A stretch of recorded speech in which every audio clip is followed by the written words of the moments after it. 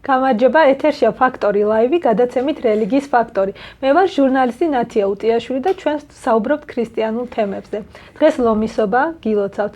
ალბათ ამეთანხმებით, რომ საქართველოში და ქართველი ხალხისთვის ყველაზე საყვარელი და ერთ-ერთი გამორჩეული წმინდანი სწორედ წმინდა გიორგია. საქართველოში არც ერთ კუთხეში არ არსებობს ეკლესია-მონასტრები, რომელიც არ იყოს წმინდა გიორგის სახელობის და ზოგადად ადამიანები განსაკუთრებულ პატივს მიაგებენ ხოლმე წმინდა გიორგის. საკუთარი პირადი გამოცდილებიდან მინდა ვთქვა, რომ აი ჯერ კიდევ ბავშვობაში საერთოდ რელიგიასთან და მართლმადიდებლობასთან და ქრისტიანობასთან ურთიერთობა სწორედ წმინდა გიორგის დახმარებით დავიწყე. მახსოვს, როდესაც პატარა ვიყავი, ბებიები მესაუბრებოდნენ წმინდა გიორგის შესახებ და მეუბნებოდნენ, რომ მისი ხატის წინაშე მელოცვა და მეთხოვან მადლობა გადამეხადა ყველაფრისთვის. და მე მახსოვს, ექსკურსიაზე ვიყავი, მაშინ სკოლაში დავდიოდი და პირველი გულსაყიდი ხატი, რომელიც შევიძინე, ეს იყო წმინდა გიორგის და მას გარკვეული წლების განმავლობაში ვატარებდი ხოლმე და ძალიან ყოველთვის მეხმარებოდა და შემეწეოდა ხოლმე. ასევე მინდა აღნიშნო, რომ საქართველოში ალბათ წმინდა გიორგის სახელს უკავშირდება ძალიან ბევრი, ესე იგი, სხვებს შეწირვა, ასე ვთქვათ, ადამიანები წლების განმავლობაში და საუკუნეების განმავლობაში მიდიოდნენ ხოლმე წმინდა გიორგის სახელობის ეკლესია-მონასტრებში და იქ იმართებოდა ხოლმე ცხოვრების, ქათმების კვლევა და შემდეგ ქეიფი და ასე ვთქვათ, დღეობა, რომელიც ხშირ შემთხვევაში ძალიან ცუდად მთავრდებოდა ხოლმე. ლომისას დღესასწაულიც წინა ქრისტიანული დღესასწაულია და დროთა განმავლობაში და საუკუნეების განმავლობაში გარკვეული ქრისტიანული წესებთან ერთად და ტრადიციებთან ერთად უკვე ქრისტიანული სახეც მიიღო. თუმცა ადამიანები ასევე საუკუნის განმავლობაში ადიოდნენ ლომისაზე და ხუცესები გამოდიოდნენ ხოლმე, გამოაბრძალებდნენ დროშას და ხდებოდა ხოლმე სხვებს შეწირვა. თუმცა საქართველოს კათოლიკოს ილია მეორეს ლოცვა-კურთხევით ლომისაზე უკვე აღდგა წირვა ლოცვა და ადამიანები უკვე ლომისას დღესასწაულზე ადიან ხოლმე აღსარების სათქმელად და საზიარებლად. თუმცა ასევე არსებობს ლეგენდა და არსებობს ფაქტია, რომ არის ესეთი დიდი ჯაჭვი, რომელიც გადმოცემის თანახმად დადიანების ქალმა იტანა ლომისაზე და ამბობდნენ, რომ მას აღქმა ჰქონდა დადებული, ბევრი ცოდვა ჰქონდა და უნდოდა რომ მოენანიებინა ამ ჯაჭვის სატანი და დღეს ადამიანები ადიან ხოლმე ლომისაზე, ჯაჭვს იდებენ კისერზე და შესთხოვენ ხოლმე, ანუ აღთქმასდებენ ან რაღაც გარკვეულ ან ცოდვების მონანიებას თხოვენ, არის უკვე ადამიანების სურვილზე და მათ ფიქრებზეა დამოკიდებული. ანუ მე ამის აღნიშნა მინდა, რომ დღეს მიუხედავად იმისა, რომ უკვე ამდენი საუკუნეა ქრისტიანები ვართ, დავდივართ ეკლესიაში, ვლოცულობთ, ვეზიარებით, ჩვენს ყოფა-ცხოვრებაში და ჩვენს ქცევაში ხშირად არის ხოლმე შერწყმული წარმართული და ასე ვთქვათ, არასწორი ტრადიციები, რომელსაც ზოგჯერ ვერც ვაცნობიერებთ ხოლმე და მექანიკურად მივყვებით ხოლმე.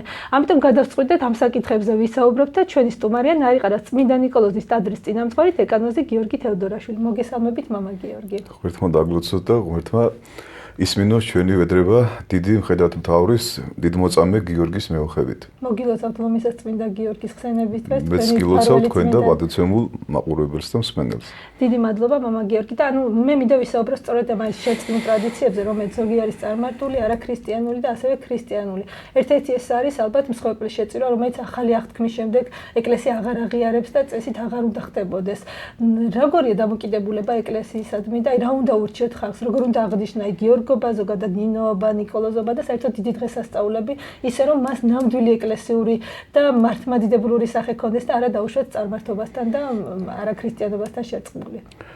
ძალიან საჭირო ბოროტო საკითხი წამოჭერე ნინო შენ მე ვეცდები ძალიან შვიდად და წყნარად ავხსნა ეს ყველაფერი, რომ ვინმეს გული არ ვადგინოთ და ვინმეს რელიგიური გზნობები არ შეურაცხყოთ, იმიტომ რომ ვფიქრობ, რომ საქართველოში ყველაზე კარგად არის შერწყმული წარმართობა ქრისტიანობასთან. ფაქტიურად წარმართობა დარჩა რაღაც გარკვეული ნაწილი და შეეფარა, შეიმოსა ქრისტიანობაში და ეს ყველაფერი ყველაზე კარგად არის გარკვეული დღესასწაულების დროს. და უნდა ვიცოდეთ, რომ ყველა ძირითადი მნიშვნელოვანი ისტორიული ტაძარი აშენებულია იმ გამორჩეულ ადგილზე, სადაც ადრე იყო წარმართული ნაკერპავი.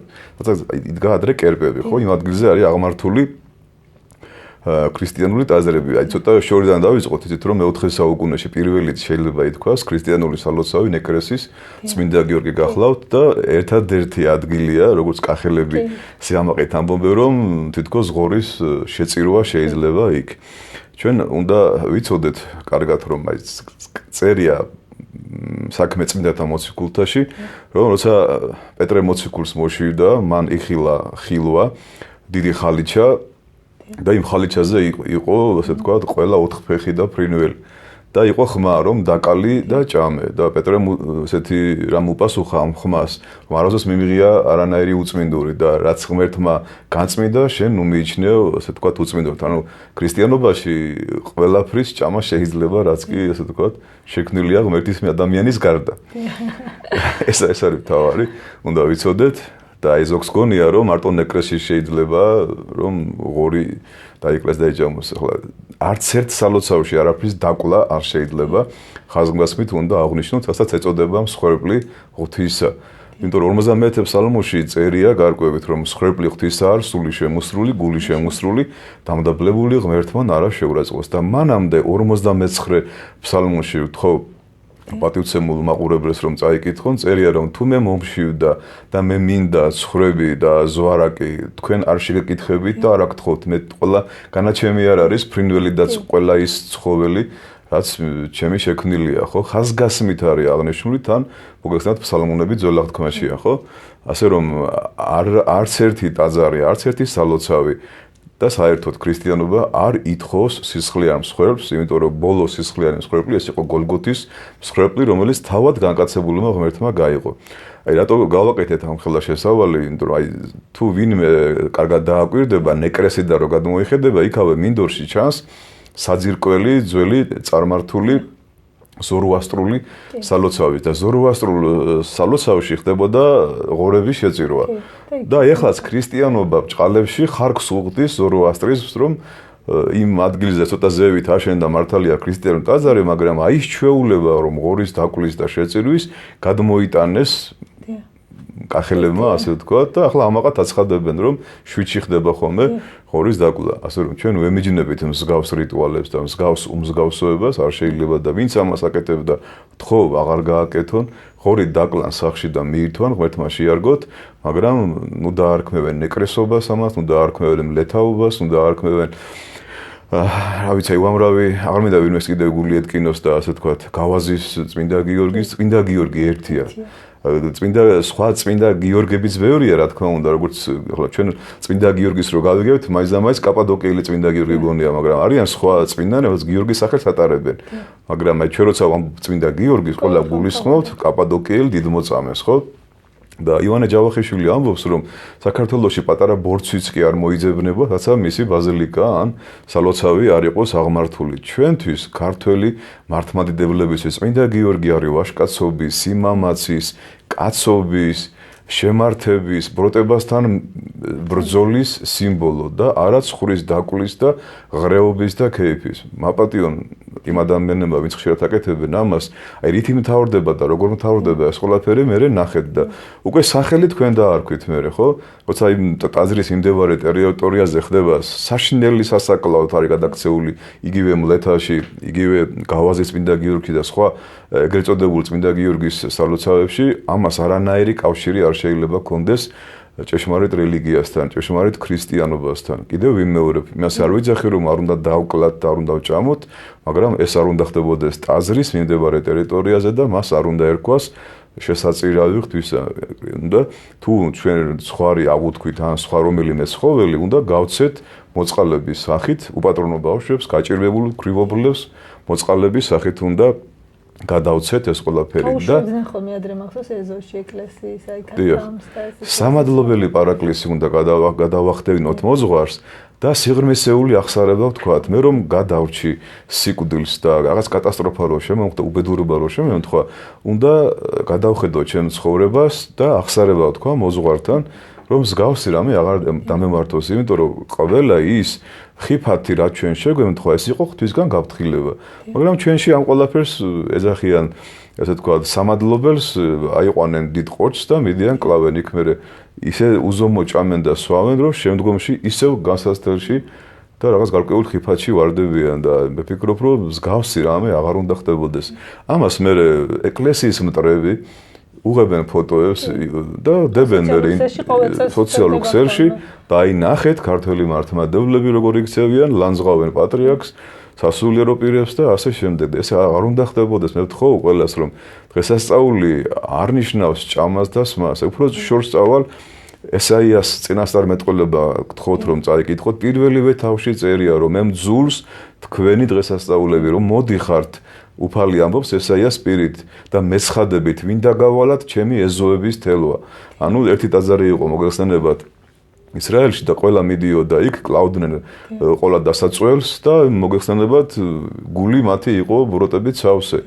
და ღმერთი ეუბნება რომ არ მინდა მე არ შევიწირავ თქვენგან არანაირ ზვარაკებს გული გაიწმინდეთ მოინანიეთ შეინანეთ შეცვალეთ ცხოვრების წესი და მერე თქვენი ცოდვები ჭიაფერივით წითელი რო იყოს აბრეშუმივით გათეთრდება ასე ამბობს ესეც წინასწარმეტყველი და ყველამ დავიმახსოვროთ კაცო მოდით ქვედალოცვილეობა მე ასე ვეუბნები ყველას ნარიყალაზე როცა აპირებს ვინმე ცხრის ამოყვანას ხოლმე არა ვარ მწყემსი ვარ ადამიანების და არა ცხვრების ხო და ხა წარმოვიდგინეთ ჯერ წადი იყიდე მერე ჩასვი მანქანაში ხო საბარგული ბინძურდება სუნი აზდის და ყველანაირად დისკომფორტია რა ფაქტიურად. ამიტომ ჯობია რომ ოჯახის წევრები ავიყვანოთ, მივიყვანოთ ეკლესიაში, თქვათ ერთობლივი აღსარება, სამადლობელი პარაკლისი გადავიხადოთ და მერე სახლში დაპატიჟეთ გინდა მოძღვარი, გინდა მეგობრები და ზომიერების სახით გასცენ ძალიან ბევრი გაჭირვება. რა თქმა უნდა, იმ საკლავიდანაც რაღაც ნაწილი გავგზავნოთ, იმიტომ რომ თუ შენ თვითონ მიირთმე იმას, აქ სად არის შესაძლებელი, ხო? ამიტომ რაღაც ნაწილი ჩვენ მივირთვათ, რაღაც ნაწილი შეგვიძლია გაჭირვებულები დავაპუროთ. ამას აქვს ამის დატვირთვა. სხვა დანარჩენი რომ აი უნდა შევუთქვი და შევასრულო, ჯერ ეგეთი პირდაპირ წერია რომ ღმერთი ამბობს რომ ღმერთი არაფერს არ მოითხოვს ჩვენგან, მაგრამ თუ თქვი, უნდა აღასრულო მაშინ, ხო? თუ შენ თქვი, ჯერ ეგეთი არავის არ მოუთხოვია შენთვის და არ დაუვალებია, მაგრამ რახან თქვი, უნდა გააკეთო, იმიტომ ჯერ ადამიანს რო შეპირდები და არ შეასრულებ, როგორი უხერხულია და თუ ღმერთს შეუთქვი რამე აუცილებლად უნდა შეასრულო. ოღონდ აი უნდა შეცვალო მერე ცხოვრების წესი და იქიდან სხვა ადამიანი უნდა წამოხვიდე, უფრო კარგად უნდა დაინახო შენი ის სიბინძურე, რაც აქამდე არ ჩანდა. და ღმერთმა დაგანახა რომ შენი ცხოვრების წესი არ მომწონს და მინდა რომ შენ გახდე უკეთესი. აი ხშირ შემთხვევაში რაღაც ადამიანის და ღმერთისადმი დამოკიდებულება ასე თქვა ჭყალში გარიგებასავით არის ხოლმე ადამიანი ამბობენ ხოლმე აი თუ ამას გამიკეთებ ღმერთო თუ ამას შემისრულებ გამოცდებს ჩავაბარებ ამას გავაკეთებ აუცილებლად ბევრსან ეს დავანთებ აი თუნდაც რაღაც შევწირავ ხოლმე და ემსან დავუშვათ საქონელს არამე ცხოველს ამ ფრინოს შევწირავ და რამდენად სწორია ეს რაღაც ღმერთთან ვაჭრობა და გარიგება ასე თქვა სწორი არ იქნება და რატომ გვაქვს ეს დამოკიდებულება რომ ღმერთისგანაც რაღაც ვაჭრობთანაც ვაჭრობთ და მისგანაც ვითხოვთ რაღაცას ესეც რაც ჩვენ გვინდა და რაც ჩვენ ყველაზე მეტად გონია რომ ჭირდება. მაგას ქვია ნინო სულიერი ბიზნესი. ეხლა მე მივალ ლარიანს ჩავაგდებ ყუთში და იქიდან 10-იანს ამოვიღებ, ხო? 10 ლარიანს ამოვიღებ. მე მგონია რომ ეხლა ამას შევწირავ და ღმერთი ხვალ 5 მაგა დამებრუნებს. ეს რა თქმა უნდა არასწორია. უანგაროდ გამცემი და შემწირველი უყავს ღმერთს. და შენ პირდაპირ ეხლა ამხილე წარმართული ქრისტიანობა.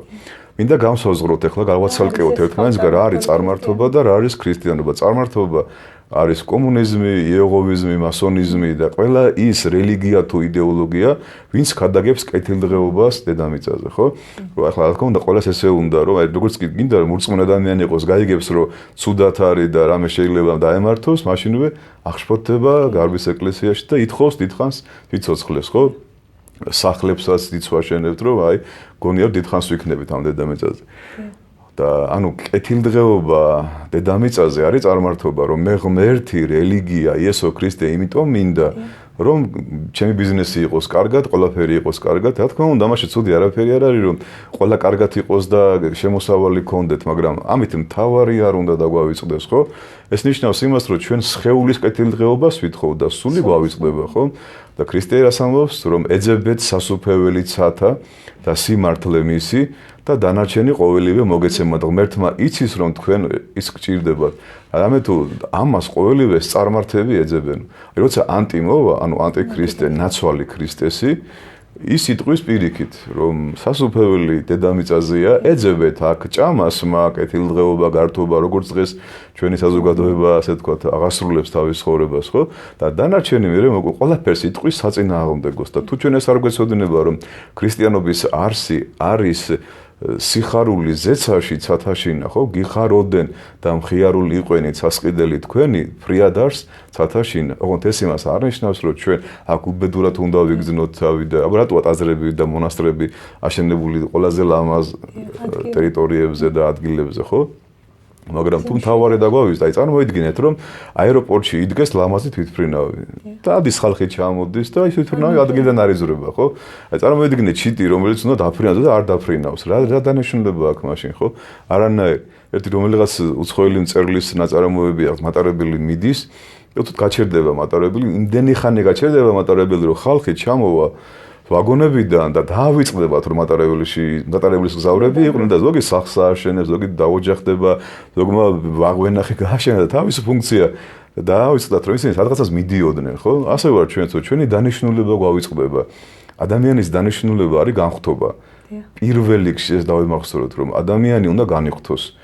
ეს რა როგორ, რომ ღმერთი გაადამიანდა, რომ ადამიანი განიხვთოს, განკაცდა, რათა კაცი განიხვთოს. და თუ ეს არ გინდა შენ და ამას არ ეძებ, აი რამდენი ქონებას გინდა დააგროვე, ხო? აი მთელი სოფელი რო შეიძინო და სული წარიწყმინდო, რა აზრი აქვს, ხო? აი ეს არის წარმართობა და ქრისტიანობა წარმართობას ბუნებრივია უარყოფს, მაგრამ ისე და იმდენად მზაკვარია ეშმაკი, რომ აი წარმართული სული შეიტანა ქრისტიანობაში და ეხლა რო შეხვიდე, ხო? აი სპირიდონ ტრიუმფუნტელის ხატთან, წმინდა ბარბარეს ხატთან და გარკვეულ გამორჩეულ წმინდანებთან ყოველთვის მეტი სანთელიანთია, ვიდრე იესო ქრისტეს ხატთან და დედა ღვთისმშობელის ხატთან, ხო? ეს რაც ნიშნავს, რომ ადამიანი მატერიალური კეთილდღეობისთვის მიდის ტაძარში და არ აინტერესებს სულიერი სიმაღლე, არ აინტერესებს სულიერი განძმედა. სულიერი ცხოვრება რო დაიწყოს, ძალიან ბევრი ადამიანი ვიცი, რომ ეკლესიაში დაბერდნენ, მაგრამ სულიერი ცხოვრება არ დაუწყეს. სულიერი ცხოვრება რა არის? როგორ უნდა დავიწყოთ, ხო, აი დავდივართ ეკლესიაში და სულიერი ცხოვრება. არ როგორ უნდა მივხვდეთ, რომ დავადექით. თქვენი მობილური რამდენი დღე გაძლევს, რომ არ დატენოთ? ძალიან მცირე ხნით, ხო? აი შეხედე ყველა სატენები დადიან ახლა, ხო? სადმე ჩქარა შეაერთონ, რომ არ დაждდეს. და ჩვენ რამდენი ხანი ვძლებთ ახსარება ზიარების გარეშე. ზოგი საერთოდ არ ზიარებულა, არ უთქვავს ახსარება, ხო? ზოგი მარტო აღდგომას ანშობას, ხო? რაც ხშირად ეს ზიარები უფრო იზრდების სულიერად და რას ნიშნავს ეს? ხშირი ახსარება და ხშირი ზიარება, ეს არის სულიერი ზრდის ყველაზე კარგი საშუალება, ოღონდ თუ გამუდმებით აკვირდები შენ თავს. ეხლა აქ ანთია მკვეთრი შუქი, ხო? უკვე ჩვენ ვხედავთ ლაქა გვისვია თუ არა ტანზე. საკმარისია შუქი ცოტა ჩააქრო ან დაუწიო. უკვე ვეღარ დაინახავ რა გისვია. სულიერი ცხოვრება იწყება მაშინ, როცა ადამიანი საკუთარ თავში ძალიან ბევრ ცოდვებს ხედავს, უამრავს როგორც ზღვაში ქვიშას და ცაში ვარსკვლავებს. და ეს ადამიანი მოდის დამოს, არაფერი არ დამეშავებია, რა ვიცი, მამაო, მე ძალიან არ ვღალატობ ქმარს, ცოლს, არ ვიპარავ, არა ვარ ბოროტი და შურიანი, მაზიარეთ, ხო? და მორწმუნე, ნამდვილი მორწმუნე თავის თავში, რაც მეტად მიუახლოვდება ღმერთს, მეტ სიბინძურეს და მეტ სოდვას ხედავს. შეიძლება ის ზნეობრივად კარგი ადამიანი იყოს, ავტობუსში ადგილი დაუთმოს სხვა ადამიანს, ბარგის გადატანაში მიეხმაროს მოხუცებულს, ხო? არ ჩხუბობდეს, არ ყვიროდეს, მაგრამ არ იყოს სულიერი ადამიანი, სულიერება განსხვავდება ზნეობისაგან. სულიერება ზნეობასაც მოიცავს, ოღონდ აი ზნეობრივ ადამიანს შეიძლება თავისთავად უკეთესი ეგონოს სხვაზე, როგორც ფარისეველს ეგონა მეზვერეზე. ფარისეველი ცუდი ადამიანი კი არ იყო, ყველაფერს ასრულებდა, რაც ეწერა, მაგრამ თავისთავად უკეთესი ეგონა სხვა ადამიანზე და სულიერი ადამიანი ზნეობრივიც არის და თავისთავად მიაჩნია სხვაზე უღირსად. აი ეს განსხვავებაა და თუ ჩვენ ახლა მე ჩემი თავი მგონია სხვაზე კარგი მოძღვარი, უკვე დამთავრებულია ჩემი მომავალი, აღარ მაქვს ფაქტიურად. ან შენ გონია კარგი ჟურნალისტი სხვაზე, ხო? ან კარგი ქრისტიანი. ან კარგი ქრისტიანი. აი, ოღონდ ეს არა ფარისევლურად, ხო, ზოგი ძალიან ესე ალბათ შენც მოგისმენია ნინო, ყველაზე ცოდვილი ვარ, აი მე მამაო თელი. ხო, მაგრამ რა უაგეთებენ ამის აფიშირებას. ხო, ეს ხო ფარისევლობა. შემთხვევა, რომ აი სუფრასთან ან რაღაც, ისეთ რაღაცაზე მიუთითებიათ, ისეთი რაღაც უთქვამთ, რომ ძალიან უხერხულად მიგზნია თავი, ანუ აფიშირება მოხდა, რომ ის დაუშვიჩებზე მეტი ქრისტიანია და იქნება ხოლმე ხშირ შემთხვევაში შევსწრები ვარ ესეთი. ასეთ ადამიანებს ვეკითხები მე, რომ თუ მართლა ასე გძნობ შენ თავს სოდვილად და თან ხალხში აცხადებ. წადი და მოინანიე, ხო? ამასაც აკეთებს პოპულისტურად, ფარისევლურად, რომ აი მე ისეთი ცოდვილი ვარ, ერთი კვირა რომ ამოვიდე მამაო, ვერ მორჩევი ჩემ ახსარებას. ამდოს ავაზაკი 2 წუთში ხონდა, ხო? თქვა რომ რაც დავაშავი, ყველაფერი ჩემი ბრალია, რაც მჭირსო, ყველაფერი ჩემი ბრალია. სულიერება იწყება აქედან ზუსტად, როცა მე ფიქრობ, რომ უღირსი ვარ, არაფერი გამიგე. ეხლა მე რო თქვა 21 წელია მოძღვარი ვარ, ხალხი მიცნობს, უყვარ ვარ და ძალიან მაგარი მოძღვარი ვარ და ჯობი ვარ. აი უკვე მე უარესი ვიქნები ვიდრე ის ფარისეველი. ადრე ასე მეგონა წარმოვიდგინე, როცა შედარებით ნორჩი სასულიერო პირი ვიყავი, არც ახლა ვარ გამოცდილი და ასაკოვანი, მაგრამ მეგონა რომ ახალი ოქრო პირი ვიყავი და აი მოკლედ რო ჩავედი რაიონში, მეგონა რომ ხალხი ხელში ამიტაცებდა და მოკლედ ბზის და პალმის რტოების დამიფენდე. მე რეალობას რო შევხედე, რომ რამდენი საშრომი დამხვდა, რამდენი საქადაგებელი და რამდენი სამუშაკო, მე მივხვდი რომ ძალიან რთულია ეს ყველაფერი. ნენელა რაც მეტი შევიმეცნე და მეტი წავიკითხე, მივხვდი რომ ჯობია ძალიან ბევრი ვილოცო, ძალიან ბევრი ვიმუშაო საკუთარ თავზე. მეგონა რომ მე უნდა მომექცია კახეთი. და ამ დროს მივხვდი რომ მოდი ჯერ საკუთარი თავი განკურნე, მკურნალო და მე განკურნავ სხვას. აი თუ ჩვენ გვინდა ახლა მედაშიან ნინო აი ამ გადაცემით ვინმეს რამე ვასწავლოთ, ჯერ საკუთარ თავს უნდა ვასწავლოთ. და აი მე ესე ამბობს სერაფიმე საროველი რომ თუ გინდა რომ სხვები მოაქციო, ჯერ უნდა მოიპოვოს სულიწმიდის მადლი და ერთი ადამიანიც თუ მოიპოვებს სულიწმიდის მადლს, მის გარშემო ათასები ცხონდებიან. ხა ჩვენ სიტყვას არ ექნება ფასი, თუ ეხლა მედაშენ რასაც ვლაპარაკობ, თვითონ არ განვიცდით ამას და თუ ჩემში არ არის ეს ყველაფერი. ხო, თუ ჩვენ მარტო ის გვაინტერესებს, ჩვენ გადაცემას რამდენი ლაიქი ექნება, რამდენი მოწონება ექნება და რამდენმა გვიყურა კი არა, რამდენმა გაიგო ჩვენ რაზე ვლაპარაკობთ. და თუ შენ და მე აი ყველაზე გაუნათლებელ ადამიანს მაინც რაღაც გავაგებინეთ, ან ასაკოვანს, ან ისეც საერთოდ ღმერთზე არაფერი არ გაუგია და რაღაც ერთი სიტყვა მაინც გავაგებინეთ, თორემ ჩვენი მისია შესრულებულია, ხო? და არა ის თქვათ, რომ აი რამდენმა ადამიანმა უყურა, აუ რა კარგია, რა მაგრები ვართ, ხო? ასე გონია ბევრს, რომ მე მაგალითად ასე მეგონა, რომ აი ამდენი ხალხი მოვაქციე, ჩემ წირვაზე ტაძარი სავსე იყო და ასე მეგონა ხოლმე თავიდან და მე მივხვდი რომ იესო ქრისტეა შემწირველიც, შეწირულიც, მქადაგებელიც, ყველაფერი იესო ქრისტეა და ჩვენ ვართ მისი სახედრები და ჩვენ კისერზე ის არის დაბრძანებული და მე უნდა ვეცადო რომ კარგად გავაღო ბაგეები და იმეთყველოს ღმერთმა.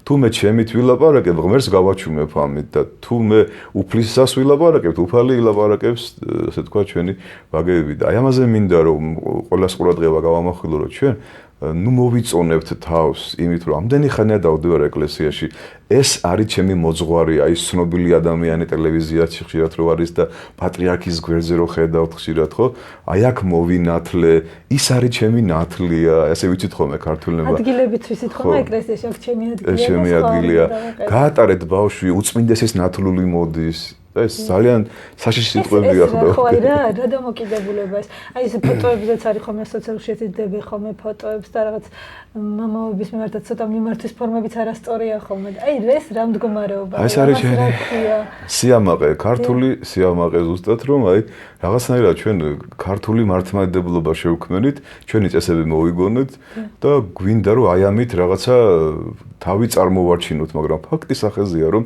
ჩვენ არ გვეტყობა ქრისტიანობის არაფერი. ძალიან ხშირად არ მინდა ვინმეს გული ვატკინო ეხლა. ის ხალხი უფრო აკნინებს და ცუდად წარმოვარჩენს ქრისტიანობას, ვინც ქრისტეს სახელით რაღაცას აკეთებს, გესმით? და სასულიერო პირებზე წერია კიდე რომ გაუნათლებელი და უდიერად მქადაგებელი და მოღვაწე სასულიერო პირი მეტ ზიანს აყენებს ეკლესიას. ვიდრე მწვალებელი წარმართი და მტერი ეკლესიის გამიგეთ. ამაზე კარგად უნდა დაუკვირდეთ რომ ჯობია გავჩუმდე არ ვილაპარაკო ვიდრე ისეთი რამე ვილაპარაკო. რეალი ხშირად ვერ ხვდება ხოლმე როგორ მოძღვართან აქვს ურთიერთობა და საქმე და შემთხვევაში ეს ზედმიწევნით ახორციელებენ ხოლმე მის ქადაგებას და მის მითითებებს და რამე რო უთხრან შენიშნა რომ ისე შეიძლება აქეთ შენთან მოვიდეს. ახლა ისეთ საკითხს მინდა შევეხო ნინო რაც ძალიან აქტუალურია, ყველა ვხედავთ რომ საცოდავი ხალხის რაღაც აღლომი უნდა გაემართოს, სოდვილი ხალხის პრაიტი ქვია თუ რა. არ მიყვარს უცხო სიტყვების თქმა, პრაიტი ქვია ხო მე მგონი. რა თქმა უნდა, ყველა დაუშვებელია რომ ღვთისმშობლის წილხვედა ქვეყანაში საცაგინდა იყოს, სოდვილმა ადამიანებმა რაღაც აღლომი ჩაატარონ. აღლომი ნიშნავს გამარჯვებულ ზეიმს, ანუ გამარჯვებული ადამიანების ტრიუმფალურ ზეიმს, ხო? როცა რომი იმარჯვებდა, ბრუნდებოდნენ, კარგი აღლომი იმართებოდა, რომ აი გავიმარჯვეთ და მათ იმ კერპები და ამა თუ იმ ქვეყნის, მოკლედ ღირსესანიშნავი მოქონდათ. ახლა ყველა დაუშვებელია, ბუნებრივია და ეს ყველაფერი ჩვენ ჯოხებით და კეტებით და მუშტიკრივით კი არ უნდა შევაჩეროთ. უნდა მივმართოთ ჩვენ ხელისუფლება და ჩვენ ხო აგირჩიეთ პატივცემულებო. სადა ხართ ახლა, როცა არჩევნების წინ გამოდიხართ და გვეხვეწვებით, რომ აგვირჩიეთ და ხმამომეს ეხლა სად არიან ეს დალოცულები და რატო გამოყავთ სასულიერო პირები ქუჩაში და რატო გვაკეთებინებენ ჩვენ იმ საქმეს, რაც მათი გასაკეთებელია, ხო? შენ ხო იცი კარგად, რომ საქართველოში ამას ვერ გააკეთებ. საქართველოს გინდა იყოს მართლმადიდებელი ადამიანი, გინდა არა, ყველას ეკლესიაში შეიძლება არანაირი შეხება არ კონდეს, მაგრამ მაინც არ დაუშვებს ამას, ხო? ქალები, ბავშვები, მოხუცებულები ყველა გამოვა და წინ დაუდგება, რატო იცით? განა ეს ადამიანები კი არ ზულთ რა. ეს არის სოდვის პროპაგანდა. რომ თითქოს ეს ცხოვრების წესი შეღებილი და გადაპარსული და რაღაცა დამახინჯებული ორიენტაციის ხალხი კარგი ადამიანები არიან და ზეიმბობენ ჩვენზე გამარჯვებას, გესმით? ეს უნდა შეაჩეროს და ეს ერთ როგორ უნდა გაკეთდეს ცივილური ფორმით. ეხლა ჩვენ უნდა ჩავატაროთ გარკვეული გამოკვლევები და ხელმოწერები შევაგროვოთ და კანონი უნდა შევქმნათ. კანონში უნდა შევიტანოთ ცვლილება, რომ მსგავსი რამე აღარ ესენი კანონით ეხლა მართლები არიან. და ჩვენი თანამედროვე კანონმდებლობით უფლება აქვთ მათ. მერე სხვები მოითხოვენ, ხო კიდე ახლა აი ზოოფილებმა რაღა დააშავეს მაშინ, ხო? და პედოფილებმა რაღა დააშავეს. მერე ისინიც გამოვლენ და იტყვიან, მერე გამოძაღლებით, კატებით, რეალერსებიდან, განაძაღლის და კატის სიყვარული ცოდვაა, მაგრამ მერე პედოფილები, მაშინ ამიხსენეთ, ხო? თუ პედოფილია ცოდვაა და იჯება, მაშინ რატო? აი ძალიან ცუდია. და ახლა ჩვენ ხედავთ, რომ აი გარკვეული ადამიანები ქულებს იწერენ, გამოვლენ და საერთოდ არაფერი არ გაუკეთებიათ. ჩაუდგნენ სათავეში თქვათ რაღაც რაზმები შექმნეს და იცით რა არის ხალხი უამრავი პრობლემაა ქვეყანაში რა და მაშინ ყველა პრობლემაზე ესე გამოვიდეთ და ყველა პრობლემა ასე გადავჭრათ ხო რა თქმა უნდა გამოვიდეთ თორსა ხელისუფლება უნიათოა და არაფერს არ აკეთებენ მაგრამ აი ამ ყველაფერს ძალიან ცივილური ფორმა უნდა კონდეს და მე აი ნახეთ უცხოეთში ასამბობენ აი ნახე ეს ბნელი შავრაზმელები და ლანძღავენ მართლმადიდებლებს აი ძალიან მარტივ მაგალითს მოგიყვანთ რა როცა ქრისტე უნდა შეეპყროთ გეცემანის ბაღში პეტრე მიშიშვილა მახვილი იარაღი დადიოდა პეტრე ხანჯალი ქონდა და რა უთხრა ქრისტემ ჩააგე მახვილი ვინც მახვილს აიღებს მახვილით მოისპობა ხო ეს არის ქრისტეს სიტყვები ხალხო რა და ძალიან ვთხოვ ყველას რომ ნუ გავაიგივებთ ძალადობას ქრისტიანობასთან ქრისტიანობა არ არის აი ამ უზნეობის მომხრე და მათი მიმღები და ტოლერანტი მათი აღლუმის, მაგრამ მემიჯნება ასევე იმ ადამიანებს, ვინც კეტებით და ჯოხებით არის შეიარაღებული და ურტყავენ ამ საცოდავებს, გესმით? აქ იცით რა შეასაქმე. აი წარმოიდგინე, რომ ქვას ვიღაც გესწრი და შენ ქვას რო გამოეკიდო. აი ზახს რო ქვას ესური, ის ქვას გამოეკიდება და ვინც ამ ქვას ისვრის, ჩვენ ისინი უნდა ვამხილოთ და ისინი უნდა შევაჩეროთ. ეხლა ის კაბინეტებში ბრძანდებიან და არჩანან და ამ ყველაფერს სანახაობის თვალით უყურებენ. რა რეაქცია ექნებათ ქართველ საზოგადოებას ამ უზნეობასთან. საფრანგეთში 2 მილიონი ადამიანი გამოვიდა და მაინც მიიღეს ერთსქესიანი ქორწინება. ანუ ეს უკვე აპრობირებული მეთოდია ყველა, მაგრამ მე დარწმუნებული ვარ, რომ საქართველოს არ დაიჩოქებს ცოდვასთან. აი ამ ცოდვებმა რომის იმპერია მოსპო. და თუ ჩვენ საქართველოში ამას მშვიდად მივიღებთ და მივიღებთ რა ძალიან ბევრი ადამიანი ამბობს ფოტოშორში და გული დამწყდა ეკლესიურები გაუში მამაო და გაიარონ და რას ქვია გაიარონ, რას ქვია გაუში, ხო? ეს რას ნიშნავს, იცი? რომ ვითომაც არაფერი ეხლა ხო, როგორ არაფერი, კაცო? აი ჩვენ ლოცვით, მარხვით. და ძალადობა, ხო, არა. ძალადობას ეკლესია ემიჯნება ყოველთვის, ხოლმე რაღაც მეტყვის. აი ეს პირები ვინც ძალადობას, ასე ვთქვათ, ქადაგებენ არა უფრო პროპაგანდას უწევენ ხოლმე, აი როგორ მოიქცეს ის მრევლი, ვინც მათთან ურთიერთობს და მათთან აქ იცით რა არის მრევლი უნდა დაემორჩილოს საპატრიარქოს კურთხევას და თავისი მოწვრის კურთხევას. აი დააკვირდით. იქ არიან პოლიტიკოსები, რომლებიც ქულებს იწერენ რაღაც მომავალში, მე გესმით? და ისინი იყენებენ ამ გულანთებული ადამიანების რაოდენობას, მათ ქუჩაში გამოყვანას და ამ დროს ეს პრობლემა დგას, მაგრამ უამრავი სხვა პრობლემა დგას ჩვენ ქვეყანაში და რაღა მაინც და მაინც ამაზე რა თქმა უნდა მე არა თქოს ვინმე ხელს ვაფარებ ვინმეს კაცო, მაგრამ ვინმე არ იფიქროს რომ ქრისტიანობა ძალადობას ემხრობა. ყოლა დაუშვებელია. ამით გარკვეული ბინძური ადამიანები ძალიან უტეხავენ სახელს ეკლესიას.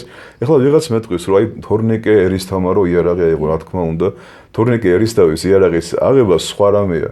მას ეკლესიამ დაავალა, თვითონ არ უნდოდა საერთოდ და სახელმწიფოებრივი საკითხი იყო და ძალიან დიდი სიკეთე მოუტანა საქართველოს. ასევე იტყვია რომ შუშანიკმა რო ხელი შემოარტყა თავისი ძმის მაზლის ცოლს, ხო? რა თქმა უნდა, ეს იმას კი არ ნიშნავს, ახლა შუშანიკმა ხელი შემოარტყა, ეკლესია ამას იღებს. ამბობენ რომ ზესაკითხავია კიდე რომ წმინდა ნიკოლოზმა ხელი შემოარტყა არიოს. ესეც სულ სხვა საკითხია, მაგრამ ეს იმას კი არ ნიშნავს, რომ ამ ქმედებას ეკლესია იღებს, ეს კარგია. თუ ასეა, მაშინ ჩვენ ახლა უნდა დავიქირავოთ რაგბისტები, მოკრივეები, მოჭიდავეები, სუმოისტები და ესე დავიწყოთ, ხო, ბაირაღებით და ურტყათ სექტანტებს არ აქცამს ქრისტე და ურტყათ, ხო? ეს ხო ყველა დაუშვებელია, ეს არ არის, ასე ვერ გავავრცელებთ ჩვენ. საქართველოში ცეცხლით და מחვილით მთიან ადგილი რეგიონებში გაავრცელეს ზოგან ქრისტიანობა, მაგრამ იქ ეხაც არ არის ქრისტიანობა, ხო? ყველა დაუშვებელია, იმიტომ რომ მე გარკვევით გითხარით ამ ყველაფერზე თვითონ ქრისტეს აზრი, რომ מחვილის ამღები თვითონ מחვილითვე მოისპობა. თუმცა იმას არ ნიშნავს, რომ ჩვენ ჩუმად უნდა ვიყოთ და დუმილით გავცეთ ღმერთი, ხო?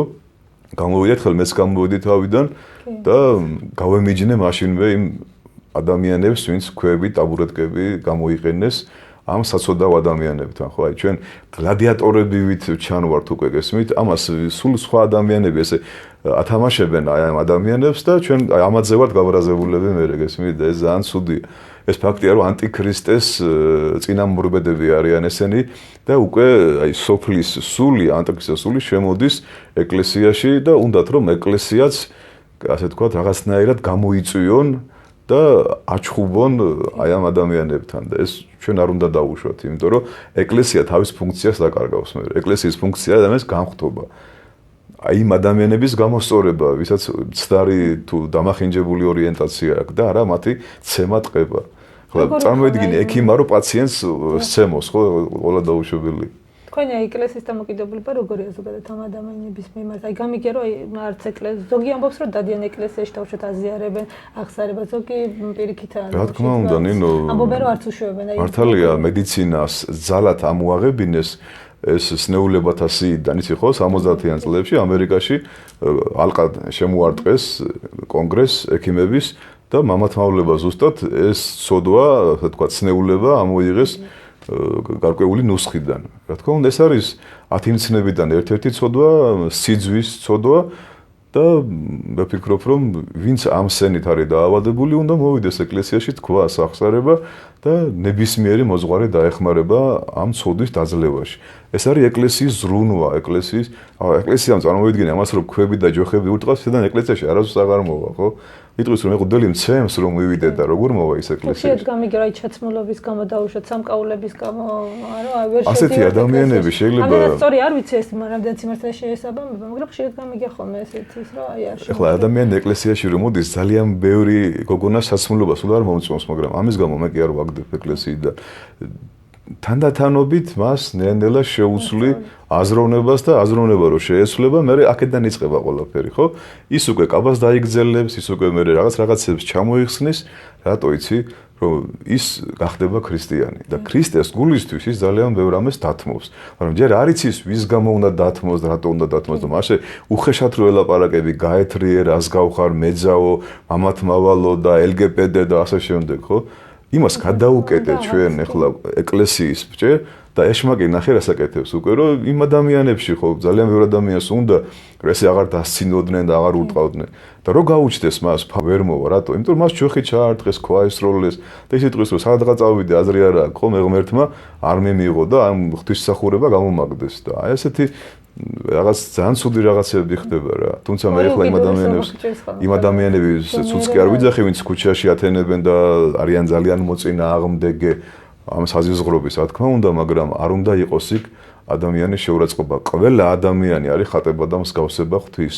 ყველა ადამიანი არის ცოცხალი ტაძარი, ცოცხალი ღმერთის და ყველამ უნდა იცოდეს, რომ პირველი ავაზაკი შევიდა სამოთხეში და იუდა ვერ მოხვდა ხო სამოთხეში.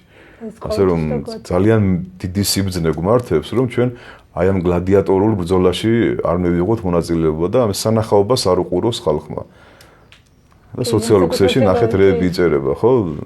შეიძლება რაც მე ვთქვი, ამის გამო მეც ლანძღონ, მაგრამ დიდება უფალს ახლა მე სახარებიდან მოვიყვანე მაგალითი, თვითონ იესო ქრისტე ამბობს რომ მაშინ შეაქებდა პეტრეს, ხო, იესო ქრისტე და ეტყოდა რომ ყოჩა პეტრე ყური რო ჩამოაჭრა მონას, ხო?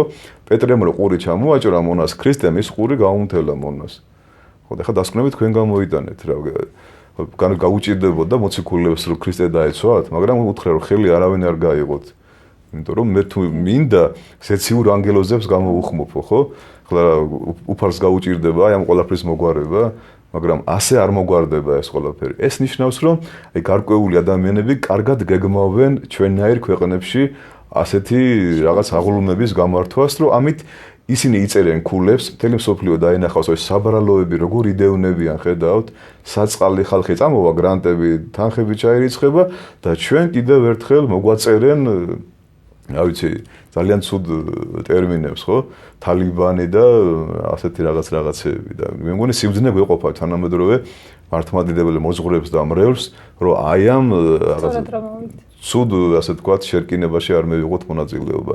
თუმცა წინ უნდა დაუდგეთ ცოდვას და გვეცოდებოდეს სოდვილები. გვებრალებოდეს სოდვილები. შეცოდება რა თქმა უნდა დამცირებაში და აგრესიაში არ უნდა გამოიხატებოდეს. ფიქრობ საინტერესო ეთერი გქონდა, ეს იყო რელიგიის ფაქტორი. მე ვარ ჟურნალისტი ნათია უტიაშვილი და ჩვენი სტუმარი იყო დეკანოზი გიორგი თევდორაშვილი. დიდი მადლობა.